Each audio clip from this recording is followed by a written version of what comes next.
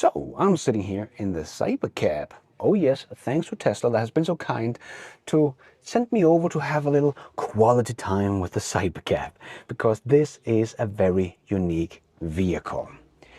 People might think that this is just Tesla's version of a robotaxi, and there are so many robotaxis out there. But that is looking at it the wrong way. Elon actually told us this 5 years ago when he said eventually everybody will have long-range EV, eventually everybody will have autonomous vehicles, but not everybody is going to be good at manufacturing. And this car, the Cybercab, is going to show the world exactly that. That it is not like other robotaxis. Nobody on the planet will be able to be cost competitive with this car thanks to the Unboxed production method. So let's check it all out and let's dive right in.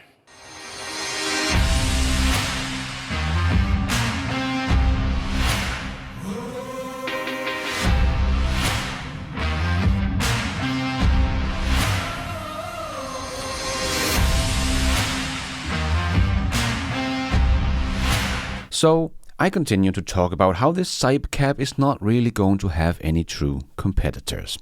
That is not because it won't have any competition, because it will, but it is because no one will be able to compete on cost.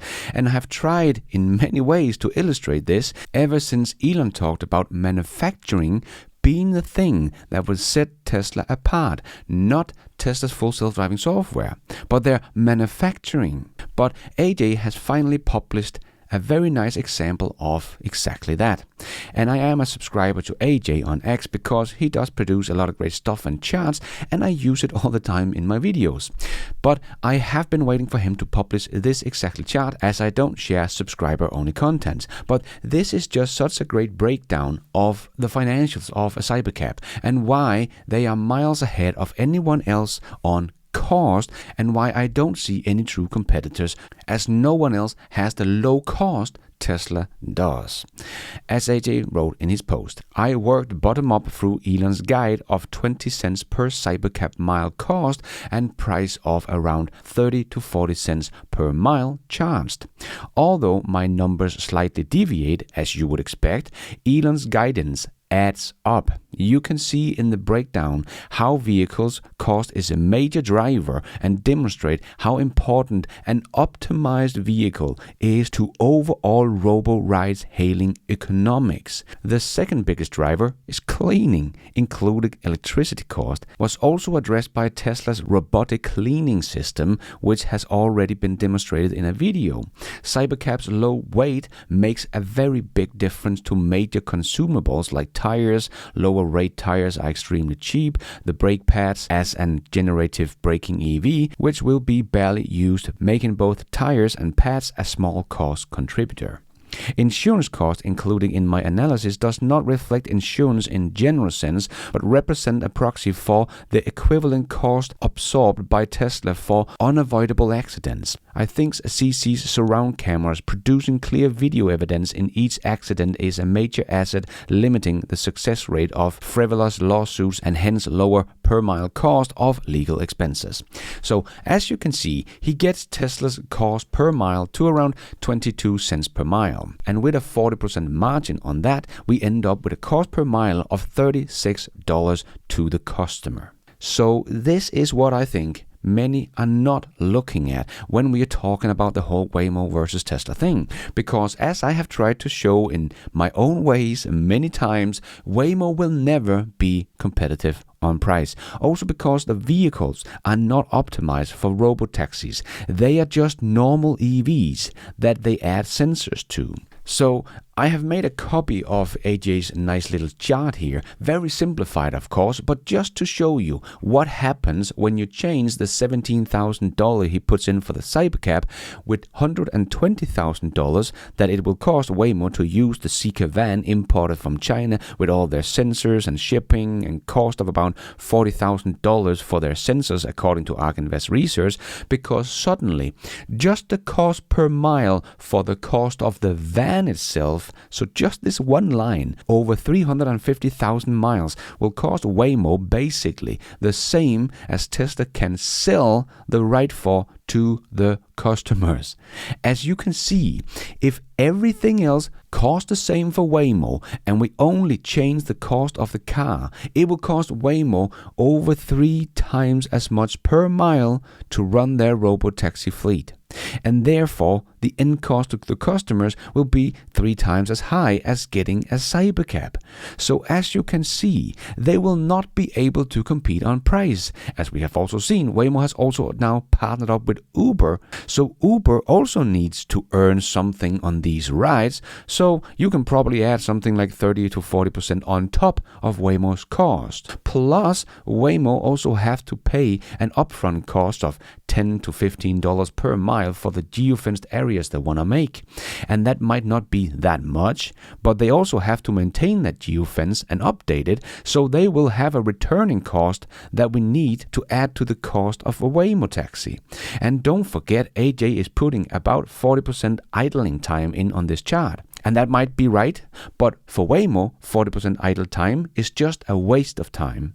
But for Tesla, it is another chance to cut cost, as they can sell their AI inference compute, as Tesla will have one of the world's biggest AI data centers on wheels. And Elon has already said Tesla will do that. So they will sell AI inference compute. But Tesla can also cut costs by charging during the day when the prices are low, driving during the rush hours in the morning and in the evening from 3 to 6 p.m. But when the rush hour for energy consumption in our home starts from 6 to 9 p.m., Tesla can sell most of the remaining electricity in their cars back to the grid for a much higher price than they bought it, and then charge back during the night at the very lowest price possible. So the cost of charging and idling is not going to be the same for Tesla and Waymo. So this would be the best case, an unrealistic best case for Waymo. So even if we don't include Uber's earnings, geofencing cost, and idling cost, you can see that Waymo's cost of running a robotaxi is 72 cents per mile, and Tesla can sell their rides to the customers for 36 miles. So the cost for Waymo is twice the cost that Tesla can sell their rides for to customers. Let me just repeat that. The cost for Waymo per mile is twice the cost that Tesla can sell the rides for to their customers. So they have no chance to get down to the same price as Tesla is able to do. And Tesla also have, as I have mentioned in many other videos, 5 different income streams than just for the robotaxi per mile itself, but you can go watch that video. But Waymo can't run their business with 50% loss per mile they drive. Completely unsustainable. So they will never be competitive on price with Tesla. Simply impossible. And Waymo today charge like $2 to $3 per mile, and they are still not profitable. So when they are forced to lower it to 50 cents because of Tesla's Cybercab, well, it's going to be absolutely game over. And Tesla has just demonstrated with the full self-driving supervised release in China that their system can actually drive everywhere, whereas Waymo's cars can't. So it will take Waymo decades to cover all the major cities just in the US, whereas Tesla will basically only have to wait for regulatory approval because their Cybercabs will be able to drive everywhere, including between the cities and on dirt roads and much, much more, and in China and in Europe. But Waymo's combined cost that is 3 to maybe 5 times higher than the Cybercab is only half the story. Because with the cost of electricity, Tesla can actually do something about that. Install some mega packs at the charging stations that they choose to put in some of their Cybercab's wireless chargers on, and then buy and sell electricity with their outer bit of software to lower the cost of running their Cybercabs at the charging stations as well. Something Waymo can't do, giving Tesla another advantage on price. And the Cybercab can go charge itself on its own on their wireless chargers, where Waymo taxis will have to get a human helper to get to charge the car. That adds on even more cost to have employees do that.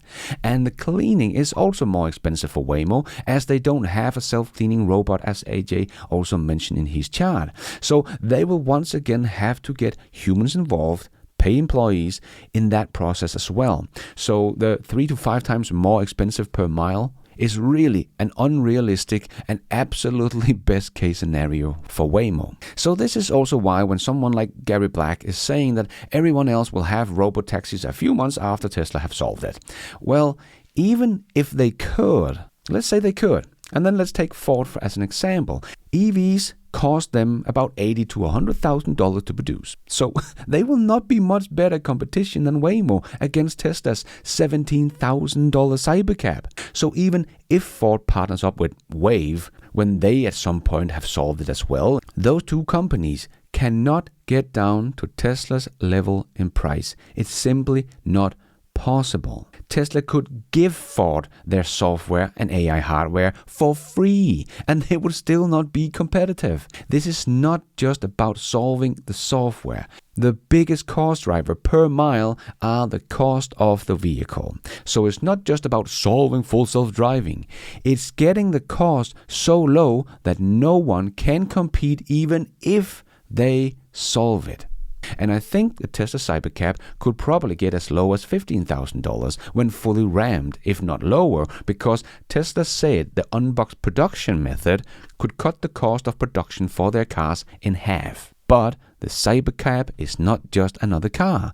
It has so much less complexity than a normal car. Just the fact that it will not get a paint job will reduce the cost compared to the Tesla Model 3 by maybe something like 10% of the cost, as paint job is extremely expensive to put up, extremely expensive to run. It's like 40% of the entire factory's energy consumption. But then we also have to calculate in all the savings that Tesla will make with no steering wheel, with no pedals, no door handles, no big glass roof, no back seats, no tow hitch, no ventilated seats, no screen in the back, and so much more. The Cybercab will have 50% less parts than the Tesla Model 3, as Tesla engineers has explained before. So the cost of producing it will be cut in half, and then on top of that, the parts to build the car will be cut in half. So for AJ to just put in the half price of a Tesla Model 3 is probably just to be conservative. So if the competition doesn't copy Tesla's new production method and figure that out and can get the price of bringing a robotaxi on the street down to about $15,000, including all the sensors and computers and so on, they will simply not be able to compete. And the capital needed to get to volume production of a couple of million robotaxis a year will be too high for the competition compared to Tesla, and will leave them uncompetitive on price. So Elon, 5 years ago, already told the whole world why Tesla would win over everyone else in robotaxis, even though they will also eventually have autonomous EVs on the road. It is all about the Unboxed production method that no one else on the planet can match. And we still have people that think Tesla solving full self-driving is way out in the future. But we just need to look at the improvement Tesla has done over the last year to see that this is coming soon. So if we look at this full self-driving improvement compared to a human driver, well, it looks like in the beginning of 2024 when they released version 12, and compare that to the human driver here on the right, it looks like it's going to take decades to become better than a human driver. But then we see that within that year, in 2024, it improved 1,000 times. Not double, not triple, not an order of magnitude, no, a 1,000-fold better in a year. And suddenly, it's not that far off of a human driver anymore. And now they even have more compute and data and cars on the road collecting that data than they did in 2024. So the exponential growth is going to be even faster here in 2025. So even though we have, once again, people saying full self-driving is still making a lot of mistakes, sure, but we are going to see it improve even faster now. And I don't think Tesla is going to work super hard on improve the supervised version right now. I think they are working super hard on getting the version 14 polished to be ready for the June release in Austin. Because we also have to remember that what we see is the beta version. But Tesla also have an alpha version. People often seem to forget this. And the alpha version is about 6 months ahead of the beta version, according to Elon Musk. So for Elon and many in the Tesla team to still say Tesla is on track for the June release here in March, I see as extremely bullish, because we are only 3 months away from that. So because they can see 6 months out in the future, well, Tesla would basically know if it's going to be possible or not. So combining Tesla's software with a new production method that will set Tesla apart from everyone else on the planet and make the others uncompetitive on price. And Tesla has thought of everything from the automatic charging station with wireless chargers